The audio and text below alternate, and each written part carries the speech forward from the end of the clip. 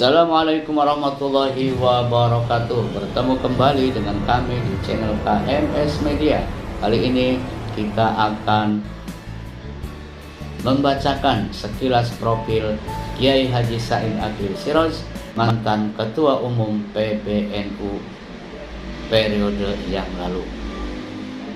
Mengenal ini dekat kami ambil Kiai Haji dari Kiai Haji Said Akil Siraj. Tak kenal maka tak sayang.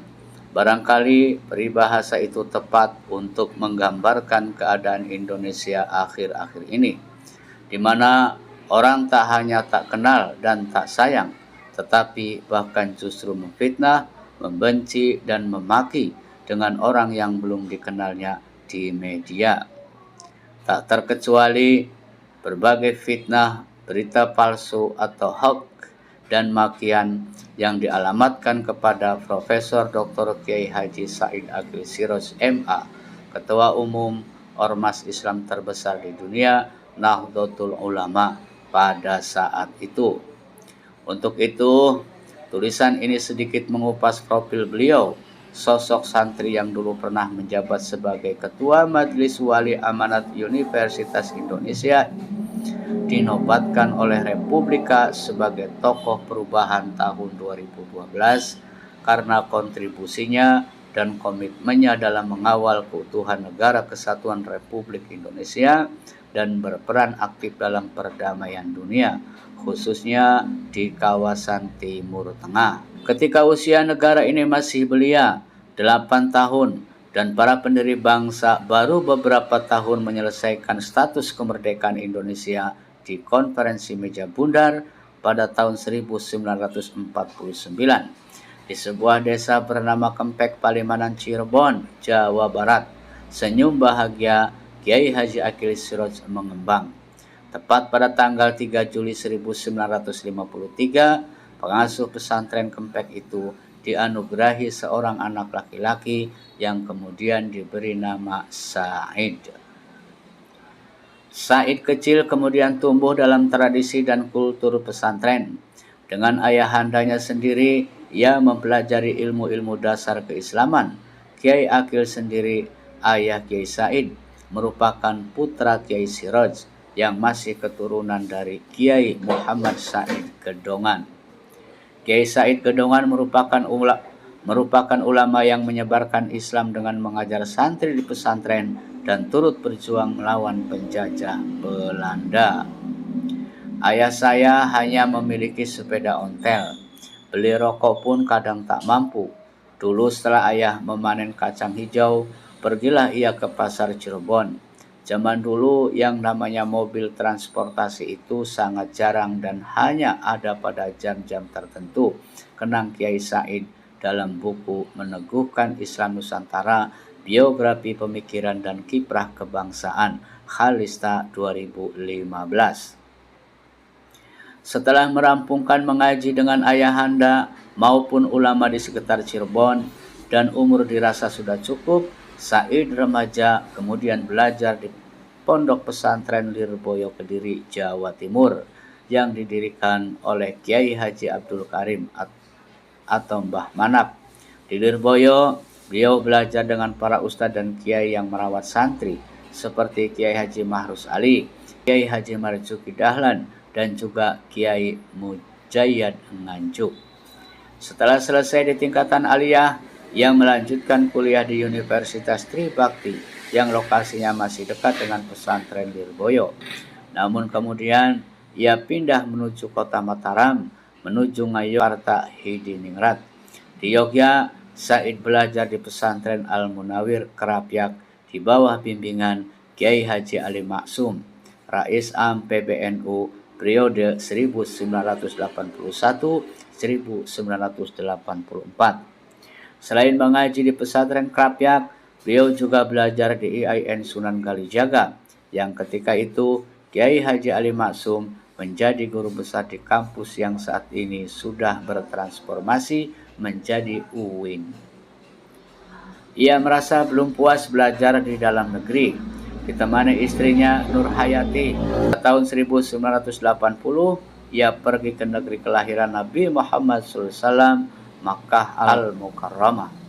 Di sana beliau belajar di Universitas King Abdul Aziz dan Ummul Qura, dari sarjana hingga doktoral di Mekah. Setelah putra-putranya lahir, Kang Said, panggilan akrabnya, harus mendapatkan tambahan dana untuk menopang keluarga.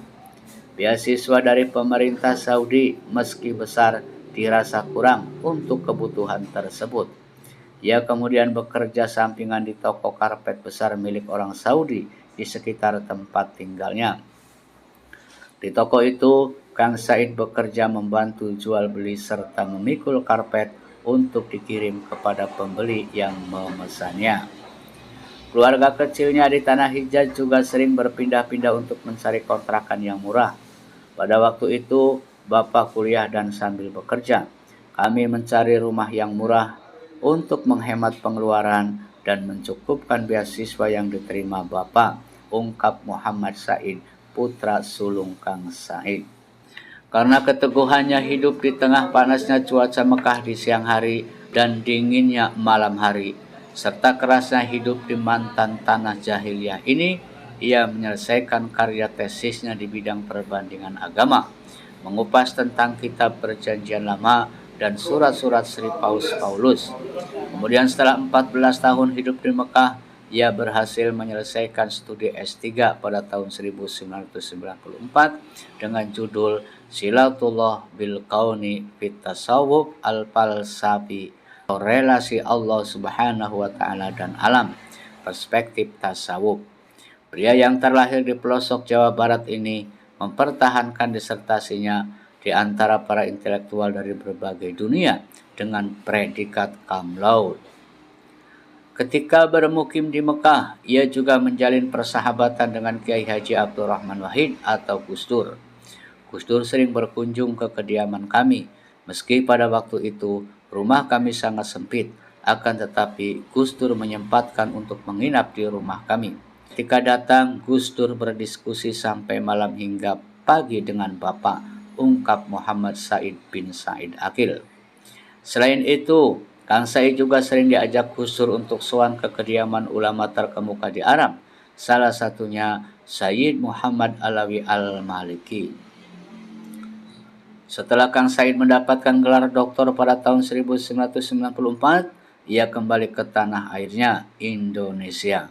Kemudian Gus Dur mengajaknya aktif di NU dengan memasukkannya sebagai wakil Khatib Am PBNU dari Muktamar ke-29 Cipasung. Ketika itu, Gus Dur mempromosikan Kang Said dengan kekaguman. Dia doktor muda NU yang berfungsi sebagai kamus berjalan dengan disertasi lebih dari 1000 referensi, puji Gus Dur. Belakangan, Kang Said juga banyak memuji Gus Dur.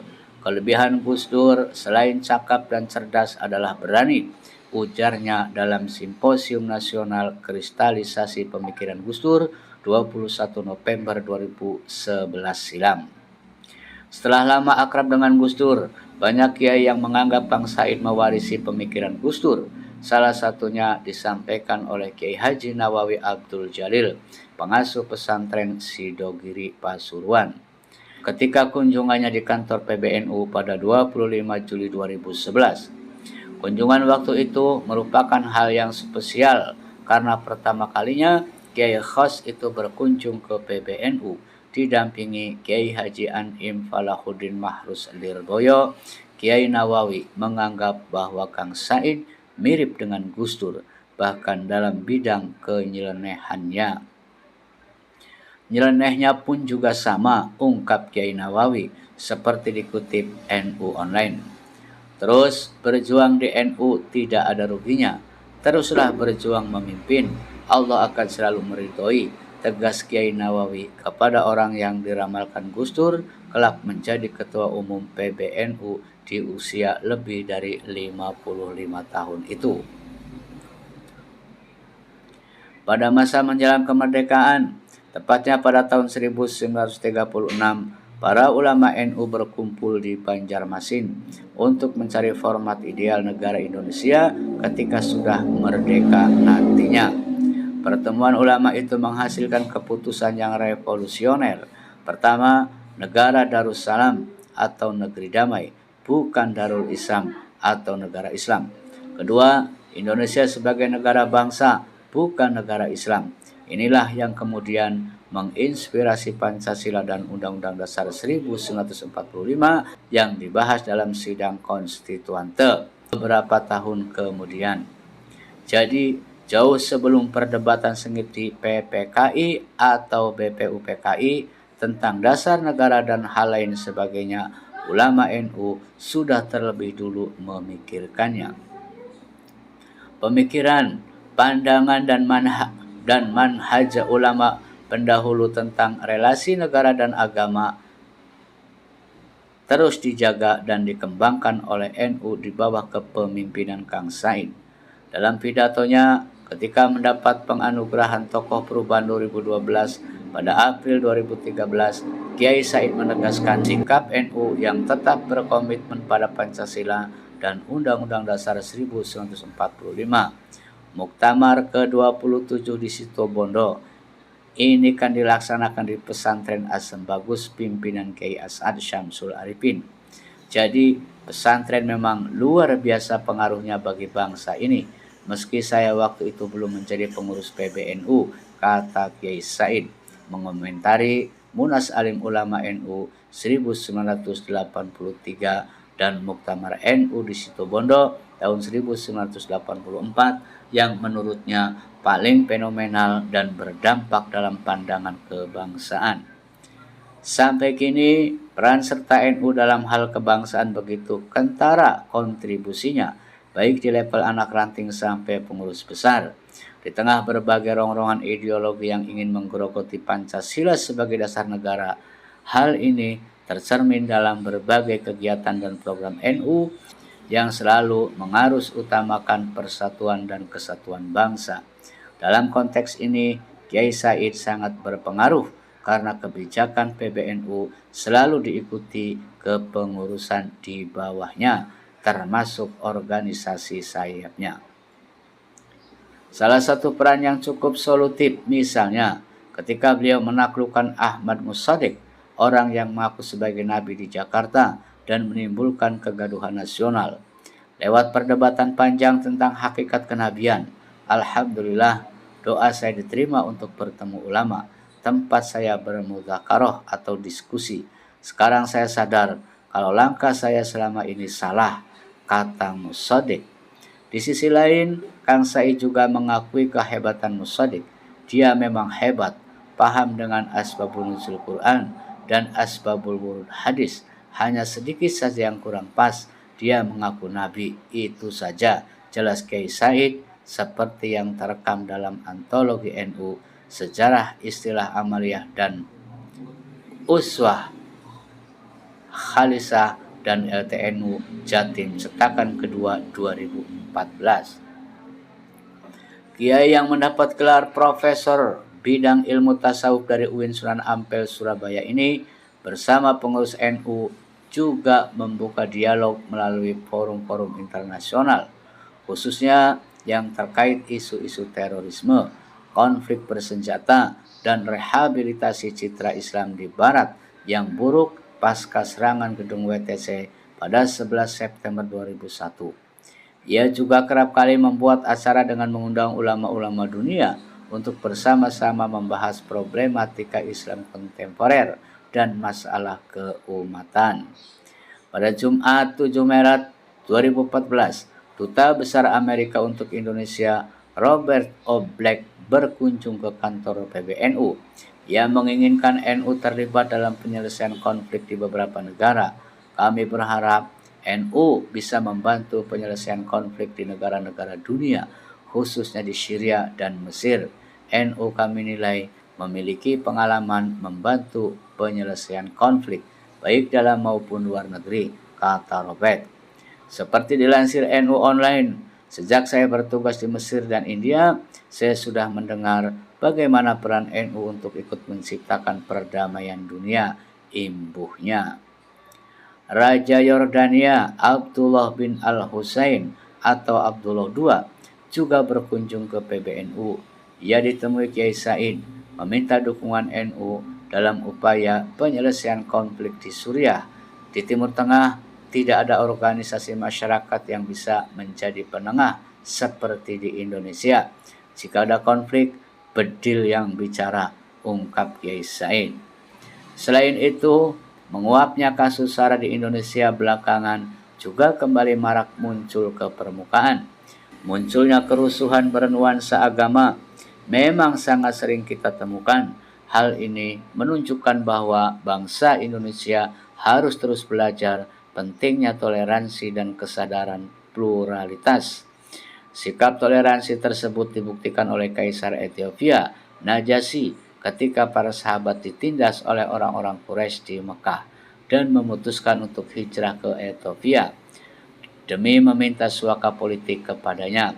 Kaisar Necus yang dikenal sebagai penguasa beragama Nasrani itu berhasil melindungi para sahabat Nabi Muhammad SAW dari ancaman pembunuhan kafir Quraisy. Tulis Kiai Said dalam Dialog Tasawuf Kiai Said, Akidah, Tasawuf, dan Relasi Antar Umat Beragama. Menghadapi potensi konflik horizontal itu, NU juga mempertahankan gagasan Darussalam, bukan Darul Islam, yang terinspirasi dari teladan Nabi Muhammad SAW dalam Piagam Madinah. Dalam naskah tersebut, Nabi membuat kesepakatan perdamaian bahwa Muslim pendatang atau muhajirin dan Muslim pribumi atau Ansor dan Yahudi kota Yasrib atau Madinah sesungguhnya memiliki misi yang sama. Sesungguhnya satu umat. Yang menarik menurut Kiai Said, Piagam Madinah atau dokumen sepanjang 2,5 halaman itu tidak menyebutkan kata Islam. Kalimat penutup Piagam Madinah juga menyebutkan tidak ada permusuhan kecuali terhadap yang zalim dan melanggar hukum. Ini berarti Nabi Muhammad SAW tidak memproklamirkan berdirinya negara Islam dan Arab, akan tetapi negara Madinah, terang Kiai Said. Selain itu, menurutnya faktor politis juga kerap kali mempengaruhi, bukan akidah atau keyakinan. Seperti di masa Perang Salib, faktor politis dan ekonomis lebih banyak menyelimuti renggangnya keharmonisan kedua umat bersaudara tersebut di Indonesia. Dengan demikian, kekeruhan hubungan Islam Kristen tidak jarang dilatar belakangi nuansa politis yang sama sekali tidak ada kaitannya dengan agama itu sendiri, ungkapnya dalam buku Tasawuf sebagai kritik sosial. Demikianlah sekilas tentang Kiai Haji Said Aqil Siraj, mantan ketua PBNU, yang saat ini terus keliling ke daerah-daerah untuk mensosialisasikan Islam yang rahmatan lil alamin. Demikian, kurang lebihnya mohon maaf. Semoga menjadi inspirasi bagi kita semua. Wallahu a'lam bishawab. Assalamualaikum warahmatullahi wabarakatuh.